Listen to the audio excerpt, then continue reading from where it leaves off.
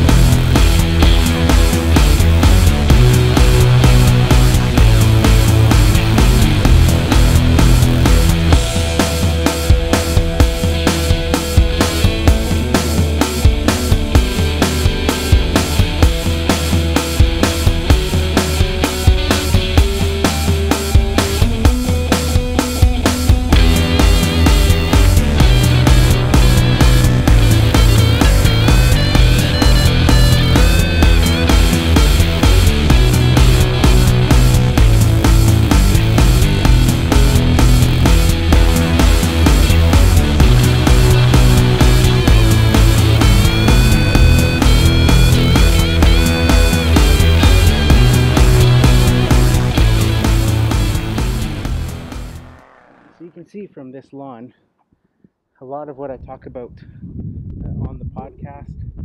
You can see the amount of moss that's in it, making it pretty difficult to mow. There's areas where the moss is so thick, you start to scalp a little bit. You can see how thick that is there. Then you got areas of the lawn where water just doesn't drain and it's soggy and wet. It starts to leave some rut marks. So like I said, I consider this one a utility cut. Like I said, they just want it cut. They don't want anything done to it. No edging or anything like that. Nothing fancy. Like I said, the house is for sale. And I don't think there's anybody living in it at the time. Here's another example of all the moss that we get here. You can see how thick that moss is. It's like a 3-inch thick carpet. It's pretty crazy. It's just from the constant rain all the time. But like I said, this house is for sale. There you can see the for sale by owner sign, and so it doesn't really much matter because this house will not survive the next owner. With the cost of real estate and stuff around here, whoever buys this house is going to tear it down and probably subdivide this lot into probably 2 houses from the size of this lot. So that's it for this one, guys. Thanks for coming along with me on the mow. And if you like this video, make sure you hit that like button. If you haven't subscribed yet, consider subscribing.